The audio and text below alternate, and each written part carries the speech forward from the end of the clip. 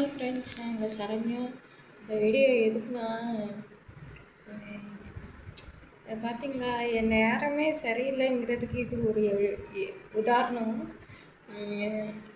என் பாட்டுக்கு தான் இருந்தேன். இன்றைக்கி பக்கத்து வீட்டில் ஒருத்தவங்க சண்டை பிடிச்சிட்டு இருக்காங்க. அந்த அக்கா அடி வாங்குற சத்தம் எல்லாமே எனக்கு கேட்டுது ஃப்ரெண்ட்ஸ். அதனால் நான் போய் அந்த அண்ணனை கேட்டேன், ஏன்னா இப்படி அடிக்கிறீங்க, பாவம் இல்லையா அப்படின்னு கேட்டேன் ஃப்ரெண்ட்ஸ். அதுக்கு அந்த அண்ணன் பேசணும் பேச்சு இருக்கு. ஐயோ சாமி, என்னை இல்லாத வார்த்தை கேட்குறாரு. என் புருஷன் கேட்டாலே என்னால் தாங்க முடியாது. அவர் கேட்குறாரு, என்னை பார்த்து தேங்கிறாரு, நீ எவ்வளோ பெரிய இதாங்கிறாரு, அப்புறம் பூங்கிறாரு. அப்புறம் அவர் நாகர்கோவில் பக்கத்தில் அவங்க பாண்டிக்காரி அப்படிங்கிறாங்க. அது அவங்க பாஷையில் ரொம்ப ரூடாக பேசுகிறது. பாண்டிக்காரி அப்படின்னா நம்ம நீ அதுதானே, அந்த ஊருக்காரி தானே, நீ எதுக்கு வாய் பேசிகிட்டு இருக்க, நாங்கள் இது பண்ணிப்போம் எது பண்ணிப்போம், உனக்கு என்ன அப்படின்னு கேட்குறாங்க. இருந்தாலும் நமக்கு மனசு கேட்காம நம்ம போய் கேட்டால் நம்மளுக்கு இத்தனை வார்த்தை கேட்குறாங்க. அதனால தான் யாருமே எந்த பிரச்சனை நடந்தாலும் போய் கேட்காம இருக்கிறதுக்கு காரணம் இதுதான் போல இருக்குது. எனக்கு எப்படி திரும்ப இருந்துச்சு, என் மனசெல்லாம் திக்கு திக்குன்னு. அது வேற இல்லாமல், நீ வெளியே வந்துடுவியா, நீ வெளியே நடந்துருவியா அப்படின்னு ஒரு மிரட்டல் வேற. இதெல்லாம் எனக்கு தேவையாங்க?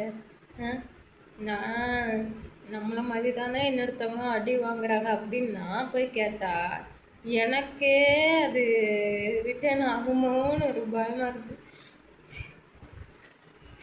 கடவுளே, நான் கொடுமைன்னு பயமாக தான் இருக்குது ஃப்ரெண்ட்ஸ். எனக்கு ரொம்ப பயமாக இருக்குது. எனக்கு இங்கே இதுக்கே பயமாக இருக்குது. இந்த விஷயம் நடந்ததுலேருந்து பயமாக இருக்குது. என்னோடய வீட்டுக்கார்ட்ட நான் ஃபோன் பண்ணி சொன்னேன். அவர் நீ எதுக்கு போய் கேட்ட அப்படின்னு தான் கேட்குறாரு என்னைய. வீடியோ எடுத்து வச்சுருக்கேன். நான் நேராக நின்று எடுக்கலை, ஆனால் எடுத்தேன். அவர் பேசுகிறத கேளுங்களேன். நீங்கள் கேட்டிங்கன்னா அப்படி பேசுகிறாரு என்னைய.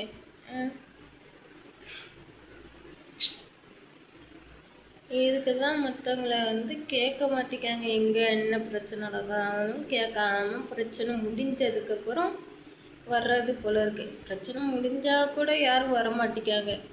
ஆமாங்க இப்படி தான் நடந்ததுன்னு சொல்லக்கூட வர மாட்டேங்காங்க. ஏன்னா அதுக்கப்புறமும் நிறைய பிரச்சனைகள் இருக்கு இல்லையா, அதனால் சாட்சி சொல்ல வர மாட்டேங்காங்க. உயிர் பயத்தை காமிச்சிட்டாங்க பரமா. எனக்கு மனசெல்லாம் திக்கு திக்குன்னு இருக்குது பரமா. ஐயோ அப்பா கடவுளை, பயமாக இன்னும் வர இருக்குது. ஏன்னா அந்த அண்ணன் சொன்ன மிரட்டல் இப்படி, என்னை பற்றி உனக்கு சரியாக தெரியாது அப்படி இப்படின்னு. இது எதுக்கு நான் போஸ்ட் பண்ணுறேன்னா ஒரு காரணமும் அதான். சரி இருக்கட்டும், பரவாயில்ல, அதை போஸ்ட் பண்ணிக்கிறேன். ஏன்னா எனக்கு கொஞ்சம் பயமாக இருக்குது, அதனால தான். ஓகேவா?